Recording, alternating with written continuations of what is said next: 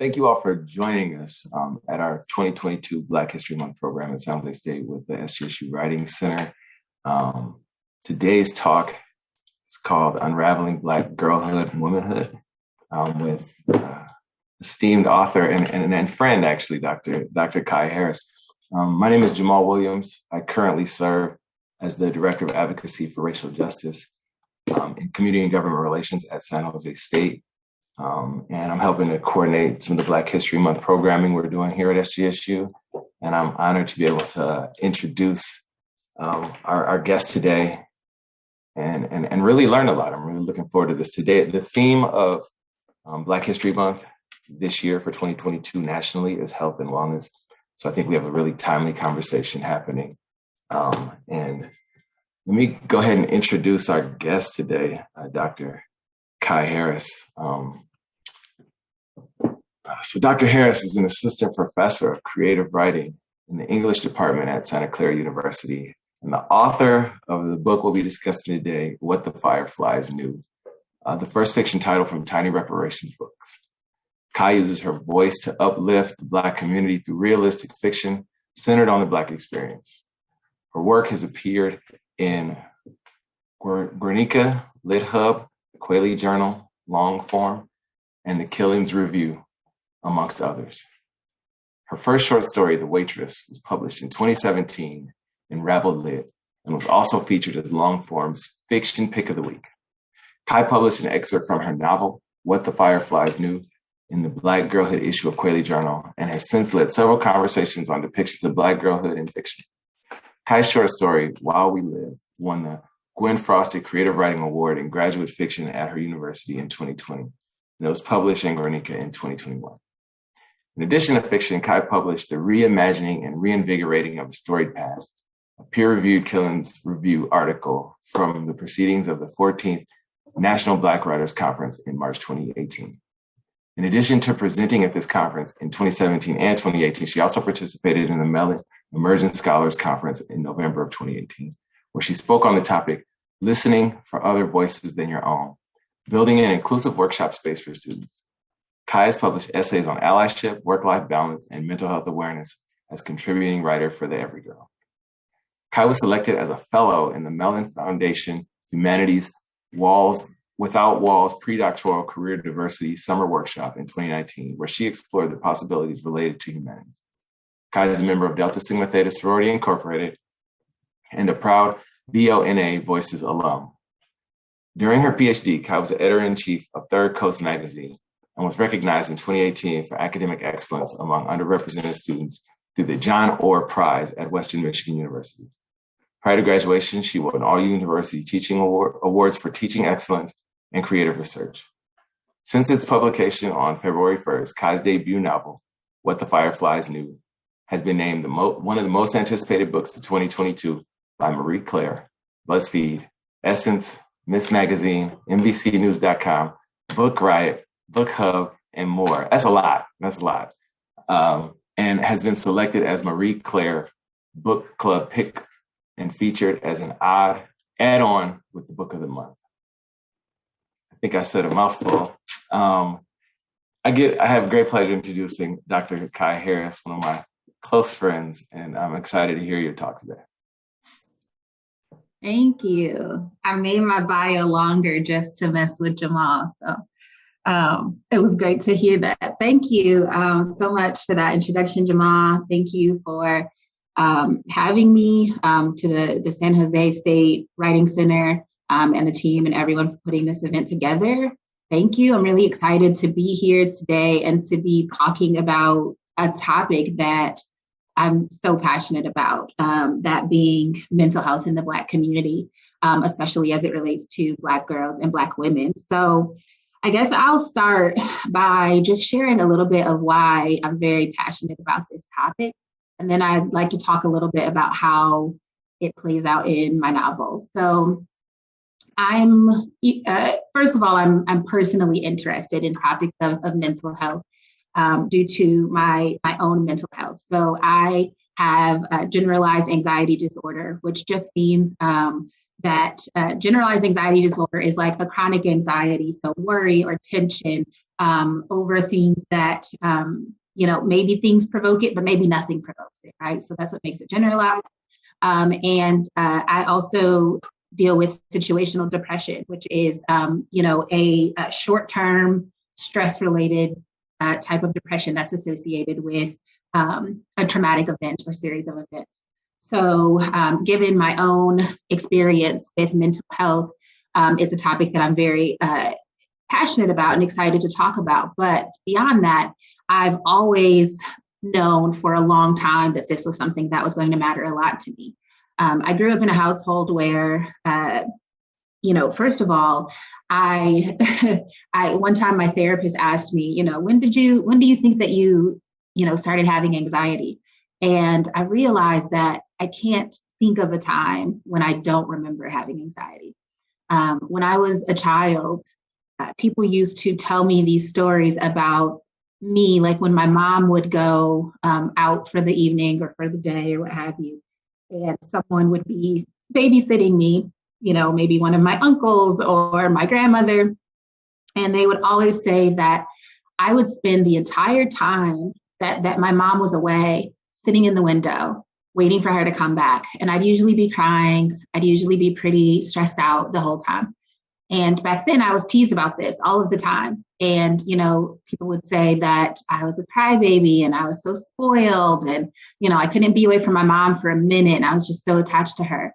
And the reality is, in these moments when she would be gone, I would be spiraling. I was a very young child and I would spend the time in that window, thinking about all of these things that might have happened to her, that maybe something terrible has happened and she can't get back home. And so I remember feeling that way from a very young age, but it wasn't a thing that I felt like I could comfortably talk about in my family as I was growing up. I also grew up with a family member who had a mental health disorder that was, pretty much kind of kept under the rug, I guess, for lack of a better way of saying it. And I grew up with this person, this family member. And so I was also experiencing seeing this in my household, in my life, but also not being able to ask questions about it, not being able to understand, what is this disorder? What can I do to help? How, what does this person need from me in these moments? And so as I grew older, I just became really interested in learning everything that I could and wanting to break down some of these walls and have more conversations about these topics that I feel are so important, so relevant in all communities, but for sure in the Black community. So that's a little bit just about, my background personally with this topic and why it matters so much to me. So I write a lot about mental health, whether through essays that I publish, but also there's themes of mental health awareness and, issues and struggles with mental health in my debut novel and in the novel that I'm writing right now. So this is something that I'll continue to be interested in. So I'm really excited to be, talking about this today. So I wanted to, if it's okay with everyone, I want to read a scene from the book. And it's actually a scene that I haven't read from the book at any other reading so far to date. But I want to read this scene because it's a scene that really touches on what I was attempting to do, I would say, in this novel as it relates to mental health. So the scene I'm going to read, and I'll give you a bit of context because I'm turning to page 105. So this is, we're kind of in the book at this point. So in this novel, it's a coming of age story about a young girl named Kenyatta, who most people call KB. And KB and her older sister, Nia, have just been sent to live with their grandfather in Lansing, Michigan. They're from Detroit. And they've been sent to live with him, and they're not really sure why. Their dad passed away at the start of the novel, and it was a very traumatic experience for all of them, and especially KB, who's the one who found her father when he passed away. And so they're all dealing, each of the characters are dealing with, varying issues related to that traumatic experience. And so this is a scene where KB is having a conversation with her grandfather, who at this point in the novel, she's starting to get to know and have more of a relationship with than she did at the beginning. And this is probably the first moment in the novel where KB is able to get some of the answers that she's been needing as it relates to mental health and what's going on in her family. So I'll read for about 5 minutes. It's just one scene. So night arrives the same way each time. A chill in the air I can't quite call cold, even though it makes the little hairs on my arms stand straight. Fireflies lighting patterns I sometimes chase, but other times I simply watch. Different dinners cooking, blending together into one big smell that blankets the block. Then the quiet, a gentle stillness that weaves its way through till there's nothing left but peace. Despite the dark, night is my favorite time of day. I sit on the front porch with my new book in my lap, but tonight I can't read. I'm thinking about how these days seems like everybody I know is keeping secrets from me. I know Mama keeps secrets to protect me and Nia from bad stuff. That's why she never told us why Daddy would leave the house in the middle of the night, even though I'd hear the squeaking screen door when he returned and Mama's shouted whispers soon after. I know Granddaddy is keeping secrets because he ain't sure how much stuff Mama wants us to know. Seems like all grown-ups lie to kids just because they can. But Nia ain't always used to hide stuff from me. Back when we used to be best friends, before she started trying so hard to act like a grown-up, all her secrets were mine. She'd whisper them in my ear at the dinner table, and we'd hide laughs between bites. I don't know when exactly Nia started to act different or why. I chew my thumb and watch a baby caterpillar crawl across the porch, then onto my ankle. One time, I tried to talk to Mom about it, about how Nia was acting different and not playing with me no more. But Mama kept sweeping without even looking up at me, only patting my head like I was a dog and saying, "She's growing up, KB. It's gonna happen to you too one day." The thing I didn't understand then or now was why growing up had to mean Nia couldn't be my friend no more. Kenyatta. Granddaddy's voice booms from inside. I pinch the caterpillar carefully and set it down on the porch before heading in, where Granddaddy's sitting in his usual place in front of the TV.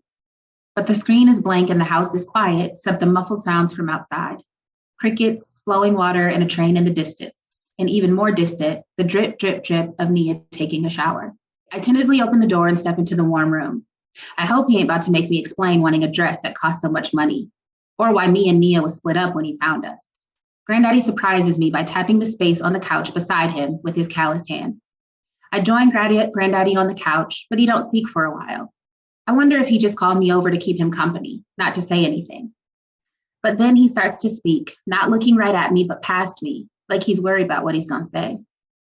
The other day, you asked me about your mama. The sentence hangs in the air between us, with neither of us willing to go up and grab it, pull it back down. I didn't think we would talk about this again. Seems like Granddaddy ain't really think it through, because now he sits with nothing more to say. I peel dirt out from beneath my fingernails while I wait for him to say something else. I can't think of nothing to count, so I just peel and peel. Finally, after 7 fingernails, Granddaddy coughs and shifts his seat on the couch. I was mad when you asked about where your mama was at, he continues calmly, like all them fingernails wasn't between his last sentence and this one. But I shouldn't be mad, because you got every right to know. Know what? I fidget in my spot, crossing and uncrossing my ankles.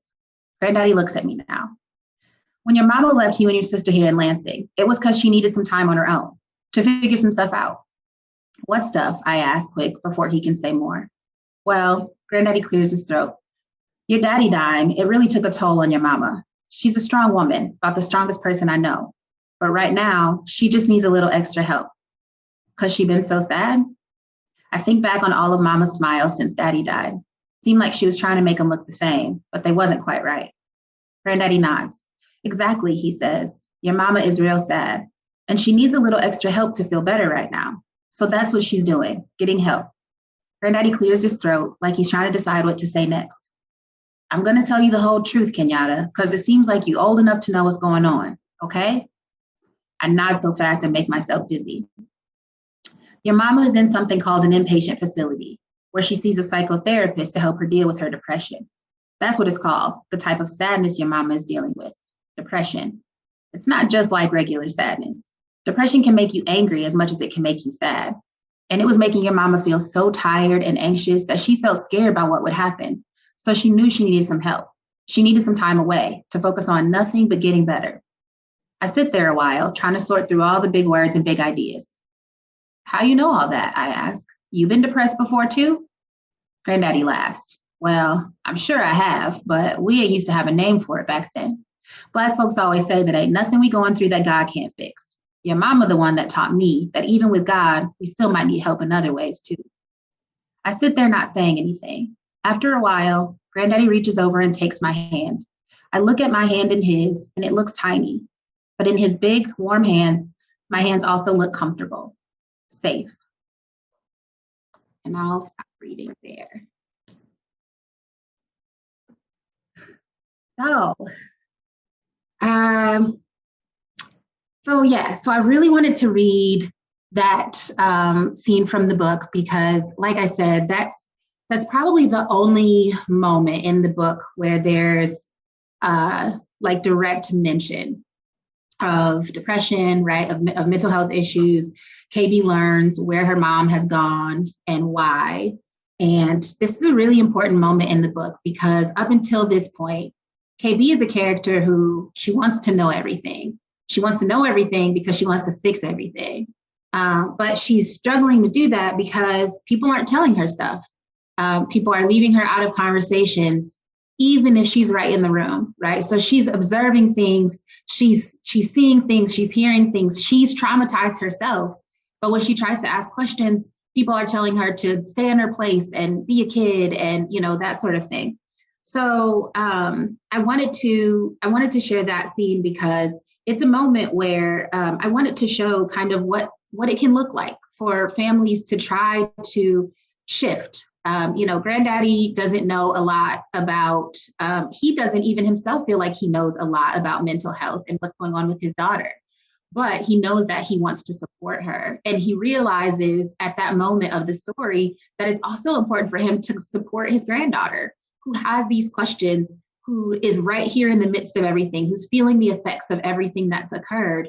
And he supports her in a big way by talking to her, just by giving her some language that she can use and some understanding that she can begin to, process and heal with. So I wanted to just connect this with some things that I wrote about in an article that I wrote in August of 2020. And it was written for the Every Girl. And the title of the article was The Importance of Mental Health Awareness in the Black Community. And in this article, I wanted to, so first of all, at that point, August of 2020, I was like really heavy into like mental health awareness because I was struggling, right? I was, in the beginning stages of the pandemic, and it felt like everyone around me and myself included, we were just struggling with so many things. And I felt like it was such an important time to talk about some of the stigmas, to talk about some of the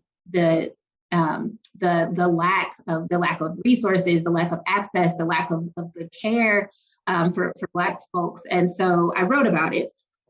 So I just want to share a couple of things that I talked about in this article and kind of explain how they tie into what I felt like I was doing with the book. So one of the first things that I wrote about was just trying to define a couple of things. And I wanted to talk about adverse childhood experiences, which are also referred to as ACEs.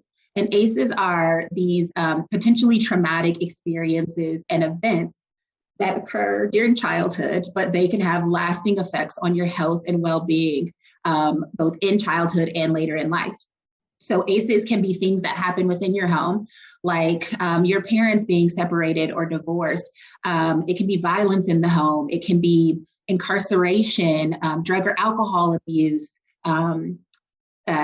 physical or sexual abuse in the home, or neglect in the home. But it can also be things outside of the home, things like living in an unsafe neighborhood, experiencing or witnessing violence outside of the home, experiencing homelessness, bullying, discrimination, income insecurity. All of these things are factors that contribute to these adverse childhood experiences.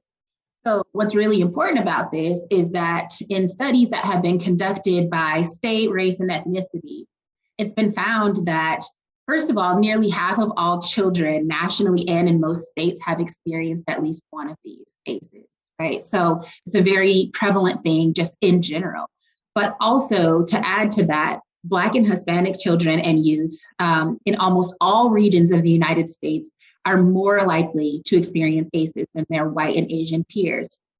And so this disparity can be attributed to lots of things, discriminatory policies, biases that systematically disadvantage Black and Hispanic children, vulnerabilities in, that lead to traumatic experiences in childhood. So as these Black and brown children are moving into adulthood, these ACEs are then linked with, chronic health problems, linked with poverty, linked with depression, suicide, right? And so when we have this information and we know that 61%, at the time of writing this article, 61% of Black non-Hispanic children and 51% of Hispanic children have experienced at least one ACE. So that was, no, I can't. My watch thinks I'm talking to her. So I started kind of with this basis to show like why this is important, right? Because for me, writing about Black girlhood and having my own lived Black girlhood experience, I had this understanding that these things were going on, right? These things were prevalent, and they are, and there are lots of children who are experiencing these things. So then it's like, okay, what do we do with this? What do you do about this? So one of the other things that was really important to me to think about was stigma. And so that comes up in the novel as well. And Granddaddy kind of mentions it in that scene where he, kind of addresses some of the stigmas that he's heard about mental health when he says, there's not nothing basically that God can't fix, right? So he's already kind of internalized this kind of thinking at different points in his life of, oh, well, I shouldn't be depressed. If I'm depressed, then that means that I'm not doing something right. And it can feel like a failing. It can feel like, a lack, that you're doing something wrong. It can feel, shameful to have to admit that you're dealing with these things, both as a child and as an adult.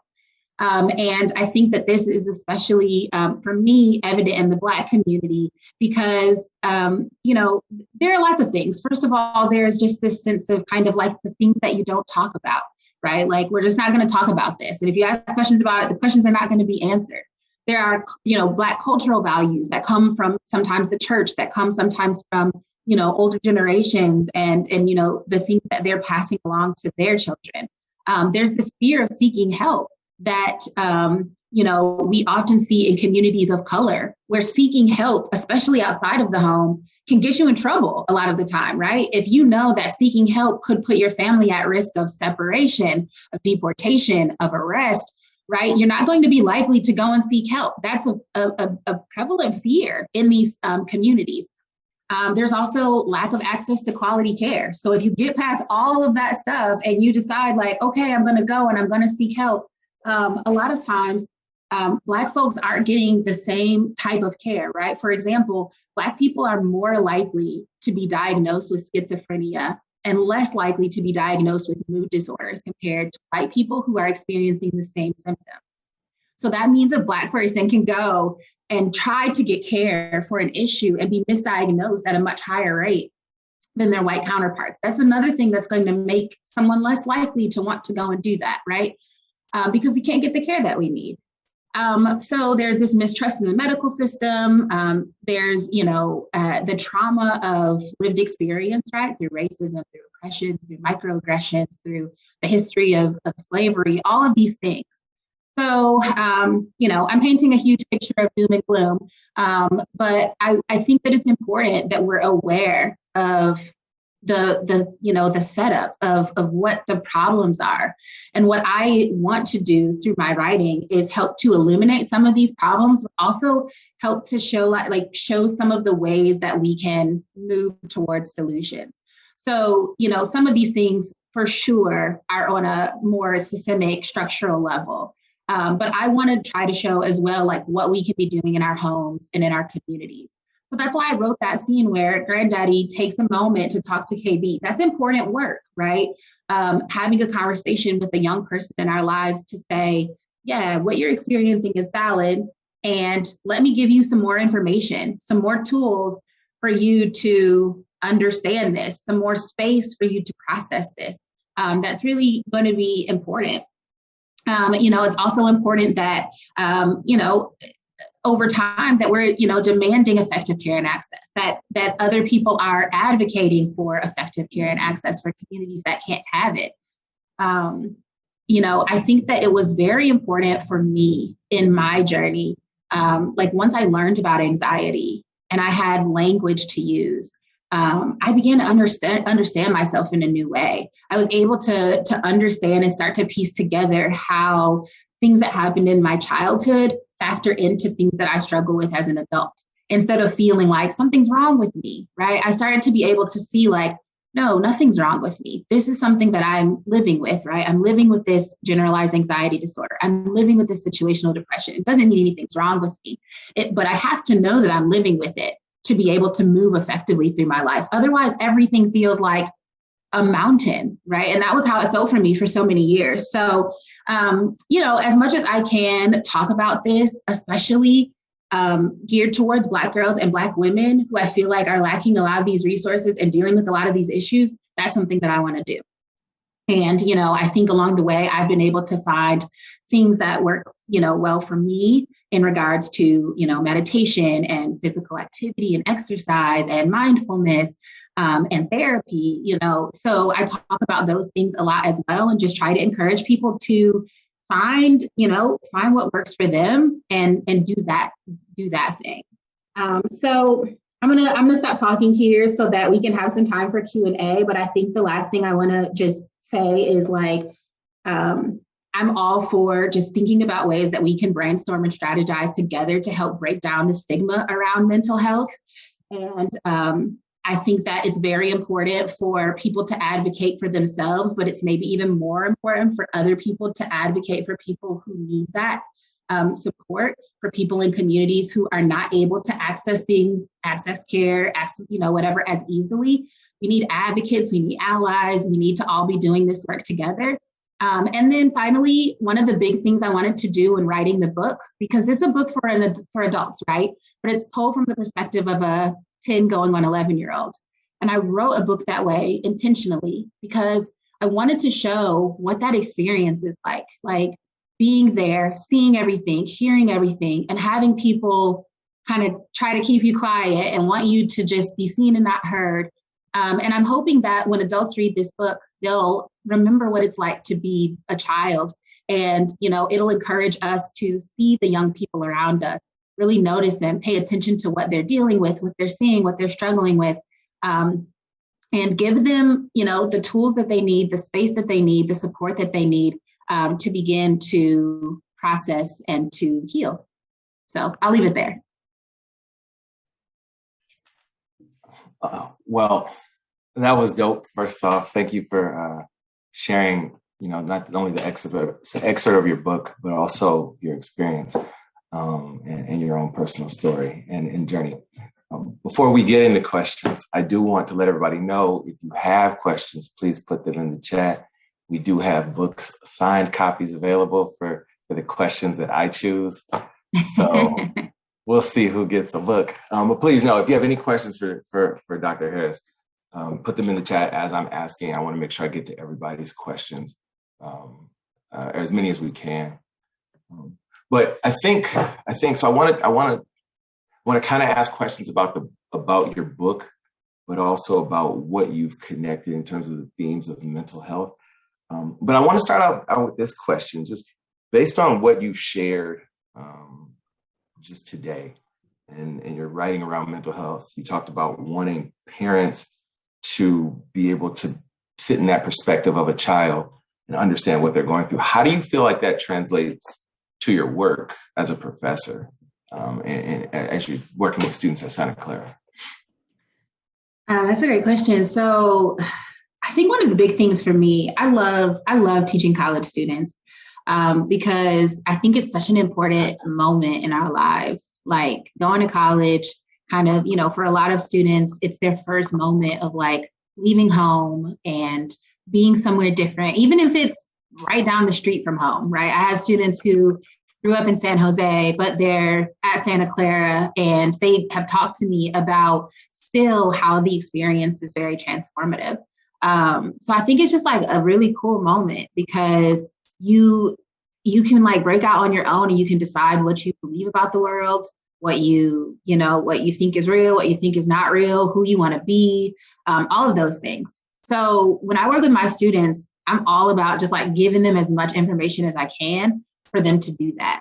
And I think that like they need to know everything. They need to know all the sides of a thing. And, I don't know what experience they're coming from, but in my classroom, I want to make sure that they know that like they can ask anything and I will share what I can. And, I hope that I invite them to also share from their lived experience and hope that we can all like contribute to just like a level of understanding and community in our space. So, I feel like it's the same in a lot of ways. They're, a bit older, but they're young people. And it's important for them to be able to, again, have the tools and the resources and the space that they need to figure things out for themselves. Yeah, absolutely. Absolutely. A lot of, as a student, you look at your faculty as they're the experts, they're the examples. And so having that space to share only makes for a really good experience in class. Can you tell us, okay, you talked about being the little girl sitting in the window waiting for mom and kind of your experience growing up. But what do you think inspired you to write this particular story with these characters and to tell this story kind of tying in trauma, family, successes, all these things? Like what inspired that for you? So this book was a short story at first, and I wrote the short story when I was in my master's program in Nashville. So probably in 2014 or 2015, something like that. And at that time, I think that I was writing in response to a writing prompt, if I'm not mistaken. And I think the prompt was asking us to like do something with like memory, to like try to put ourselves back in a place or in a memory. So that was the origins of this book, the story version of this book, which was me wanting to remember what summers were like in Lansing with my grandfather. And there were two scenes in that story, two main scenes in that story. And both of them are still in the book right now. And one of them, the scene where KB catches fireflies for the first time, is my favorite scene in the book probably, and is the scene that inspired the title of the book. So that was the original inspiration. From there, it was all like me just kind of taking. So people ask me if this book is autobiographical, and I'm like, no, I don't want anyone to think that it is, because KB has such a different life than me. She's experienced so many things that I've never experienced. My father passed away, but when I was 22 in college, right after college, I haven't experienced half of the stuff she has. She's super strong, and I admire her in a lot of ways, and she's not me. But what I did do was I wanted to take a setting that's real to me and that elicits like I don't know, it just like it brings up so much for me, and I wanted to put another character, put another person there, and I wanted her to live in that place and see what happened to her. So when I first started out writing, it was just because I wanted to be in that place again. But what I ended up finding out as soon as I started writing her, I fell in love with her voice. And I realized like there's some really important work that I could do by writing a whole book from the perspective of this 10-year-old Black girl. Like I can talk about so many things. I think from there that was the inspiration, was just like, look at the power of this voice. What do I want to do with that? Yeah. Yeah. Wow. And it's really powerful to again give voice to a Black girl at that stage of life that I feel like most books would have had someone else narrate it or would have written from a different perspective. But you're writing this as a kid speaking to adults, which I think really changes the trajectory of how we take it in, especially someone like me as a parent. So you talked about kind of the experience that your characters start out with, like the traumatic experience of seeing their dad die in front of her, pass away or be dead, right? And then they had to have their lives uprooted. And in a lot of ways, trauma just isn't talked about in marginalized communities. It's not things that are traumatic are talked about as trauma, or really talked about often enough. Taking what you were trying to discuss in the book, how do you think that like trauma plays a role in the lives of like Black girls and women, that in their real life journeys? Yeah, so it's huge. Like so we see some big things happen to KB and her sister, right? And just as you were saying, Jamal, like in regards to the dad dying and KB discovering that he's died, and being uprooted in general, right? And before that, before the being uprooted, KB lets the readers know that before this they were experiencing homelessness. So to go from an already unstable home environment, right, with parents who are fighting this. So she's also, she sees some issues there, to having, her dad pass away, to seeing that, to their mom leaving, so there's all of these big things that we see. And that's important. Those big things matter and they're happening in her life for sure.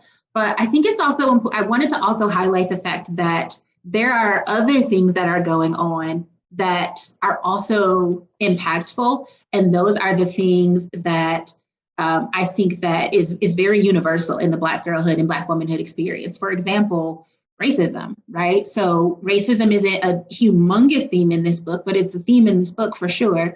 And racism itself is its own adverse childhood experience, because it's traumatic, right? Racism leads to all of these bad feelings. It leads to feelings of inferiority, self-hatred, guilt, right? Helplessness. And this continues on, and racism can be the cause of mental health issues in both children and adults. So that's something that Black girls and Black women are going to be experiencing. And there are so many other, I guess, like big picture things that we could point out and say, like, yeah, this is probably something that this group of people might experience, whether we're talking about, collective trauma, whether we're talking about microaggressions, whether we're talking about forms of bullying. So I think that these things are very prevalent for Black girls and Black women. And I wanted to try and show through KB's story that it doesn't just have to be these like big traumas.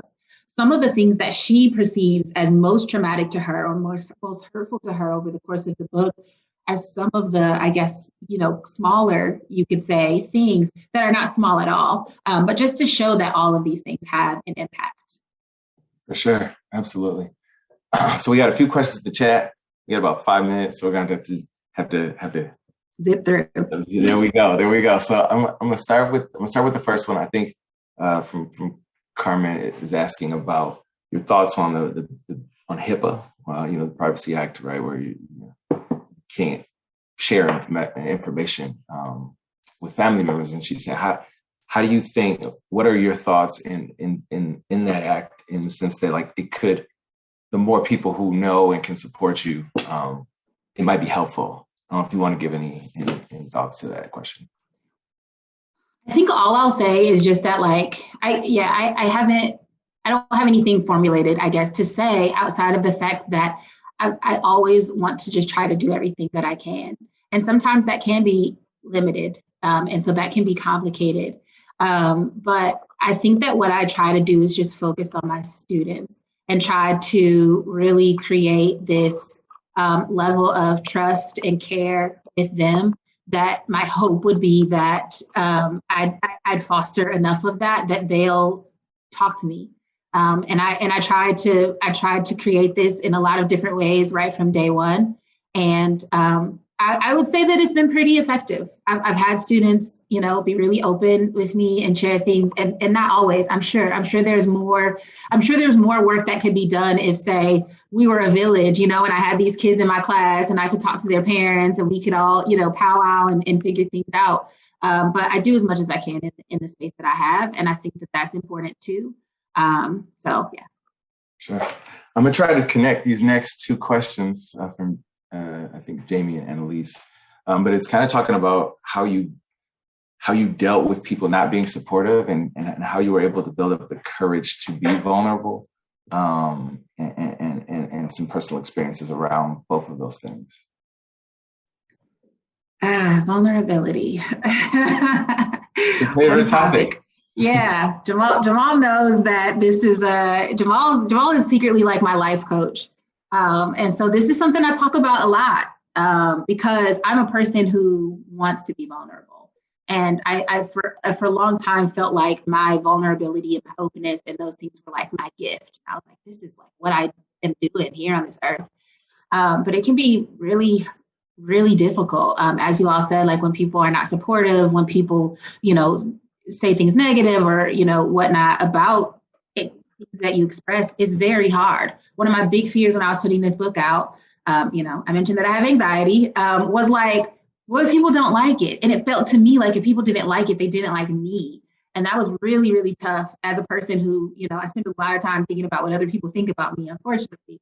And so that was something that I was like really struggling with. And, thankfully I have people in my life who are trying to like get me to understand that, first of all, the book's not me. The book is a huge part of me, and it matters to me, and it's a big part of my heart. But also, it's separate from me. It lives separate from me. And I felt that it was important to write this, no matter how it's received.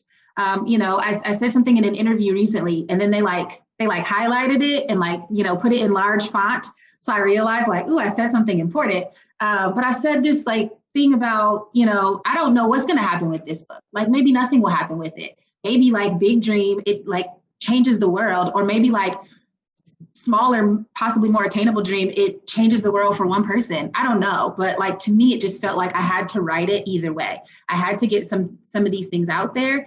And yeah, it's tough to try to share, especially when people are not supportive or not, accepting in the ways you want. But so far, the reception for the book and the things that I've talked about in relation to the book have been so positive. And that's very uplifting because it feels like whatever else is said, I know that it matters. Absolutely. We're actually over time, but we got two more books to give away. And these two questions are really good. So I'm going to go with Andrew's question and Carmen's question. And then that's 5. And then we got to jump off. I'm going fast. First, but this is a really cool question. What advice would you give to the younger you that was waiting by the window, the knowledge you have now? I know, right? Crazy question. That's a question right there. Wow. What would I say? I'm supposed to be going fast, and that one 30 seconds to answer. That one caught me off guard. I mean, I guess I would just really want her to know that she's going to be okay. And that, ultimately, I think one thing that I've been working on is just trying to find peace within myself and knowing that things are going to ebb and flow around me. My therapist has been doing this thing with me that's called, I'm the ocean. And I just repeat to myself, I'm the ocean, I'm not the wave. And it's to remind me that there are going to be waves and all of these things that happen around me. But if I'm the ocean, then at some point, the waves are just going to absorb back into me, and I'm going to still be me, and I'm going to still be whole. So I would just try to encourage her that she's going to be okay, and she's super dope.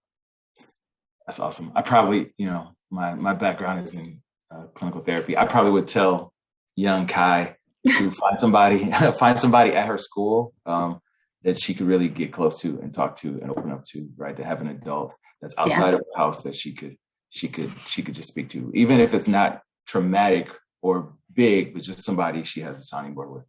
But she probably, young Kai probably wouldn't listen to me. So, whatever. Yeah, she didn't really talk to strangers. So Exactly. So last question, with all the book banning, thank you all for the questions. And Kai, maybe you can stay in the chat and answer some of them before you get off.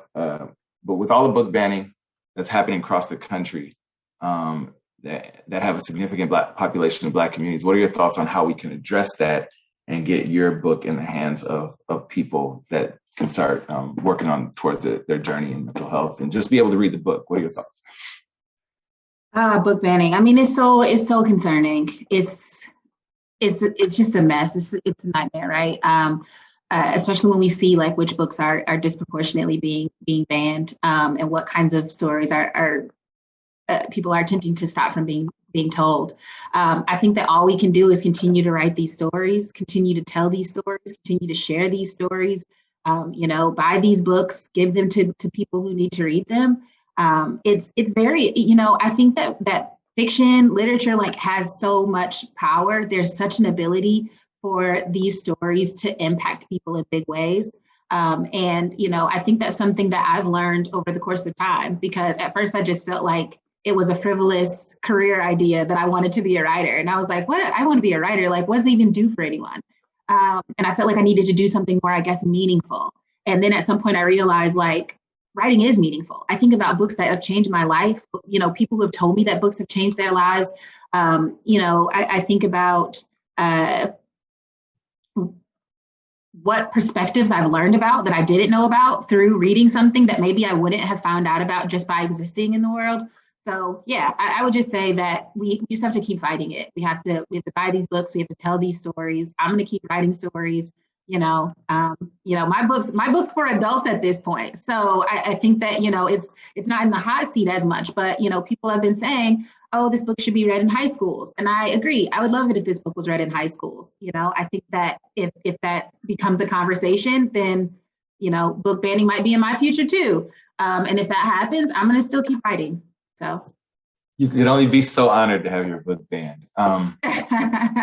Before we go, I do want to make just a statement. We've been talking about mental health. Again, health and wellness is the theme of Black History Month. I think your story, your comments have really been illuminating, and I just want people to know that whether they're at Santa Clara University or San Jose State University or any university, there is a counseling center on your campus if you feel like you need to talk to somebody. And if you're not at a university and you're a member of the community, there are many resources out there. I'll plug UGMA, Adult and Family Services, run by Yvonne Maxwell, who's my all-time favorite person ever in San Jose. Please seek out those services, seek out that support however you can, because it's out there, and we all need some support. All y'all on here, I encourage you to get Kai's book. It's pretty awesome. Dr. Harris, we really thank you. We thank you for joining us. We thank you for the conversation. We thank you for your time. Hopefully we'll have you back. But we look forward to seeing what the next one is. You said your second one's coming, it's finishing soon. So we look forward to it. Thank you. Thank you again. Thank you. Thanks so much. And everybody else can stay tuned to the next portion of the event. And we'll let Dr. Harris go. Thank you, everybody.